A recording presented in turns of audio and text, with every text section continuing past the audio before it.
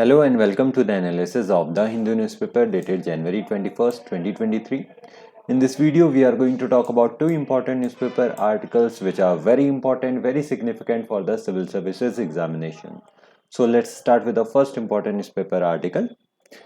So the first important newspaper article is regarding the AIADMK, which is full of overcoming hurdle in the party symbol issue. Now, party symbols are very important because they are allotted by the Election Commission of India. Now, Election Commission of India is responsible for this allotment of the party symbols, right?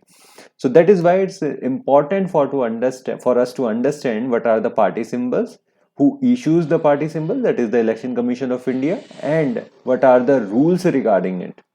So this particular article is important for the GS paper 2, that is responsibilities of various constitutional bodies, and in this case it is about the Election Commission of India, right? So let's first understand the context of it and then we will further deep dive into this particular newspaper article. Now the AIADMK, which has decided to field its candidate in the Erode East by-election, is hopeful of overcoming any hurdle to getting its two leaves simple, says a cross section of the party leaders. Now this article in itself is not very important, but what's important is to understand what are the party symbols or the election symbols, right? So an electoral symbol or election symbol is a standardized symbol allocated to a political party, and they are used by the parties during their campaigning and are shown on the electronic voting machines where the voters choose the symbol and voters for associated parties. So during the campaigning phase as well as during the voting time in the EVMs, the election symbols are there. Now in the EVMs, why they are there? They are because it will facilitate in voting by the illiterate people who can't read the name of the party while casting their votes. Now they cannot read the party name, but they can always remember the symbol of that particular party, and in this way they can vote and they can exercise their right to vote, right? So this is the basic function of the election symbol.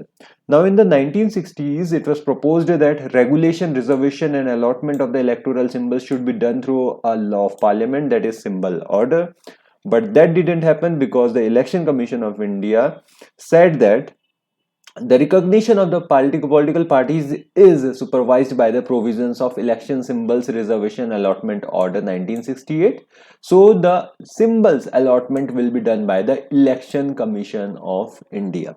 Now the Election Commission registers political parties for the purpose of the elections and grants them recognition as national or state parties on the basis of their poll performance, and the other parties are simply declared as registered unrecognized parties. So there are three types of parties. First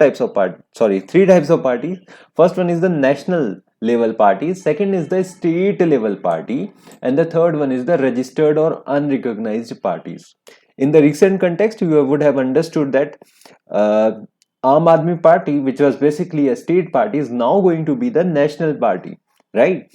And there's some certain vote share that you need to breach in the two or three states, and by that you will get to the national level parties. So that is out of context in this particular newspaper article. We won't discuss it, but we will discuss it in some further videos. But right now let's understand that there are three types of parties: national parties, state level parties, and then we have the registered or unrecognized parties. Now the recognition determines their right to certain privileges. For example, the national parties will get some kind of allocation of the party symbols. They will be allocated the party symbols as well as the provision of the time for their right political broadcasts on the television and radio stations will be very high as compared to the other parties, right? And every national party and every state party is allotted a symbol exclusively reserved for its use throughout the country and states respectively, right? So this is the some kind of privileges that the national parties get in comparison to this the registered unrecognized parties, right? So now we have talked about the election symbols reservation and allotment order 1968. Let's further discuss it in detail. Now, this particular symbols order of 1968 talks about the allotment of the symbols, right? So, under para 15 of the order, EC, that is the Election Commission, can decide disputes among rival groups or sections of recognized political parties staking claim to its name and symbols, and the Election Commission is the only authority to decide issues or disputes on merger under the order. This was said by the Supreme Court in Sadiq Ali and another versus Election Commission of India in 1971, and this applies to disputes in recognized national and state parties. So Election Commission will be the sole authority to decide issues or disputes on mergers under this particular order, that is Election Symbols Order 1968.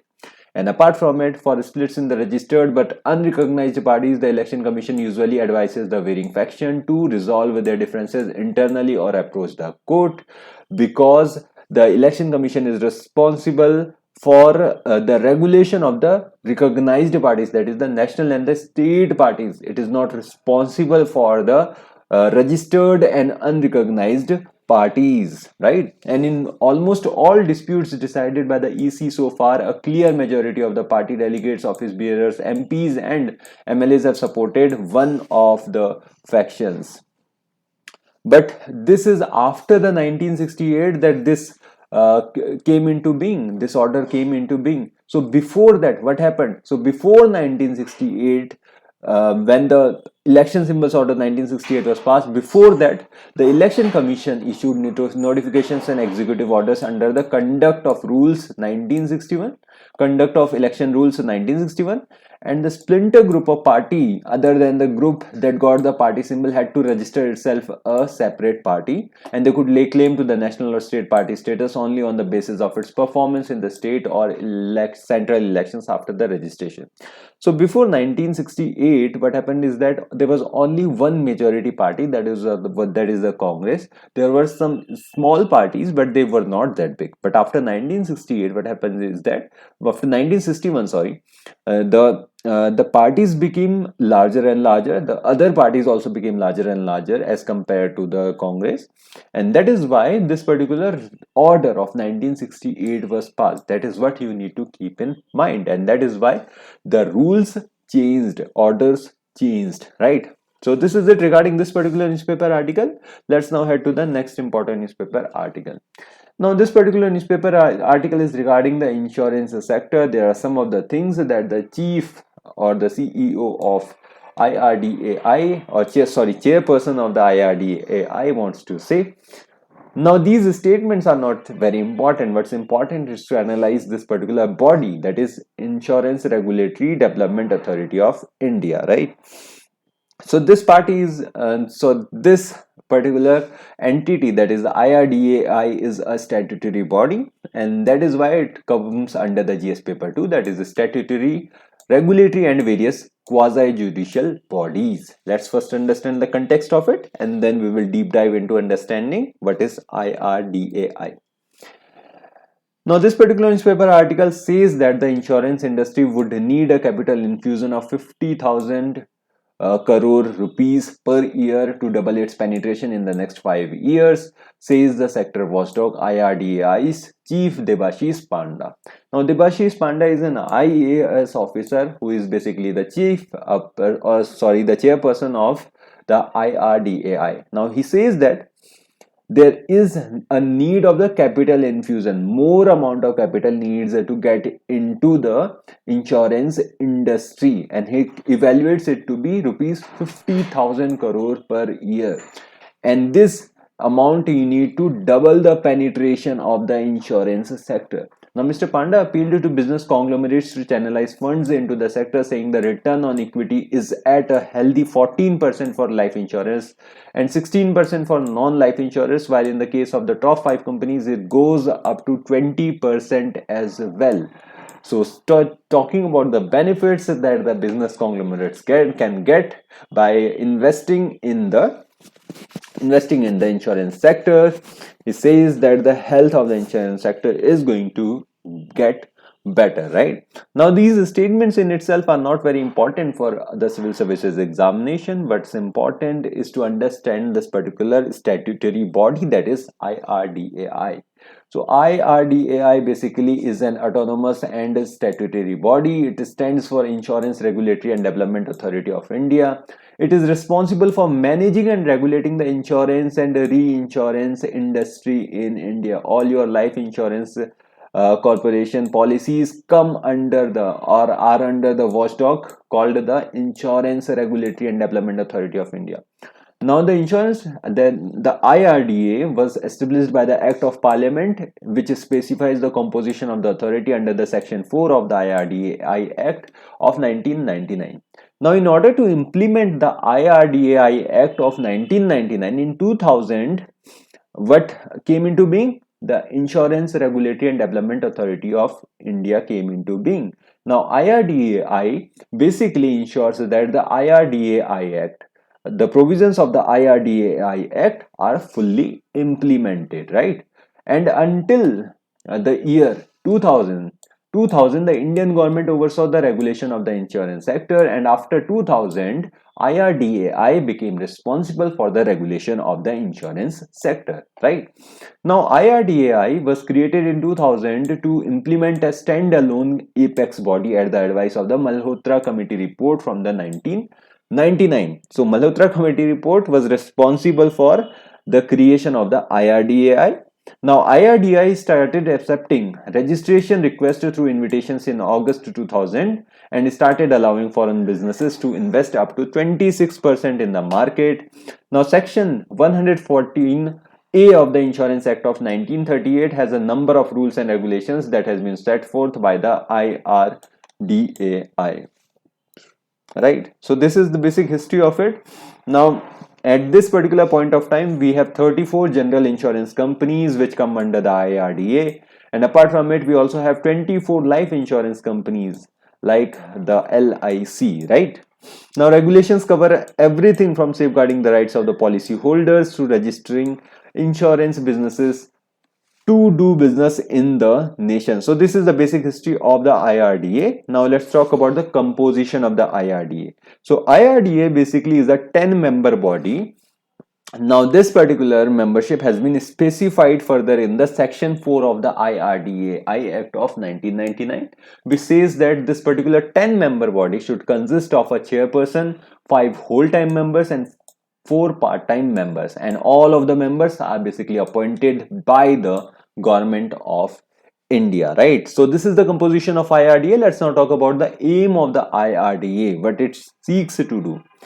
Now, it ensures a fair treatment for the policyholders and defending their interest. It is also going to promote the insurance industry's rapid and overlay expansion, which will benefit the general public, as well as the supply long-term finance for the economy's rapid expansion.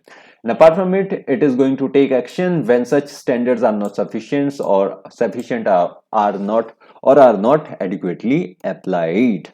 Now, it is also going to ensure that the industry operates with the appropriate level of self-regulation in accordance with the prudential regulation rules.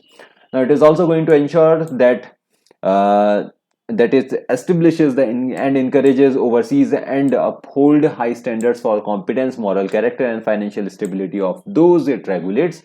And it is basically going to ensure prompt resolution of legitimate claims to stop insurance fraud and other wrongdoing, and step up efficient grievance redressal mechanisms. So these are basically the aims of the IRDA. Now let's talk about the objectives of the IRDA. So the IRDA basically safeguards the policyholders' interest and ensures a fair treatment. It also effectively regulates the insurance sector and guarantees its healthy financial standing. And it also establishes regulations on a regular basis to make sure the sector runs very well. So these are the objectives of the IRDA. Let's now talk about the powers and functions of the IRDA. When we talk about the powers of the IRDA, then they come under the Section 14 of the IRDAI Act of 1999, which lays down the duties, powers and functions of the IRDA. Now the IRDA issues a certificate of registration to the applicant, renew, alters or withdraws, suspends or terminates such registration, and safeguarding the interest of the policyholders in matters pertaining to the policy assignments, insurable interest, payment of insurance claims, policy surrender value, and other terms and conditions of the insurance contracts are basically ensured by the IRDA. Now, IRD also specifies the necessary credentials, moral standards, and practical training for the insurance intermediaries and agents. It also encourages efficiency in the management of the insurance industry. It charges fees and other amounts in order to carry out the objectives of this particular act. And it also governs the insurance of firms, financial investments. It lays down the rules governing the preservation of the solvency margin, and it also resolves conflicts involving intermediaries or insurance intermediaries and insurance, and it also monitors the activities of the tariff advisory committee. Right now, it also talks about, or this particular section 14 of the IRDAI Act also talks about the fact that IRDA contacts insurers, intermediaries, insurance intermediaries, and other organization associates with the insurance businesses to request information, inspect, inquire, and undertake investigations, including the audits. So audits are also basically done by the IRDAI. Now, control and regulation of the rates, benefits, terms, and conditions that insurance may offer in the relation to the general insurance businesses if the tariff advisory committee has not done so in accordance with the section 64U of the Insurance Act of 1938 is also ensured by the IRDAI, right? So these are basically the powers and functions of it. Others are also there, but these are not that important. What's important is that it conducts the audits in order to find all the defaulters in the case there are any kind of defaulters. It ensures that all the people, all the policy holders get basically every kind of best facility possible, right? So this is it regarding this particular newspaper article, and this is it for the day. Thank you from my side. Do like and share the video and subscribe to this channel, and if you have any doubts, do mention them in the comment section. I will be more than happy to entertain all of your doubts. So this is it regarding this particular newspaper article. Have a good day. Bye.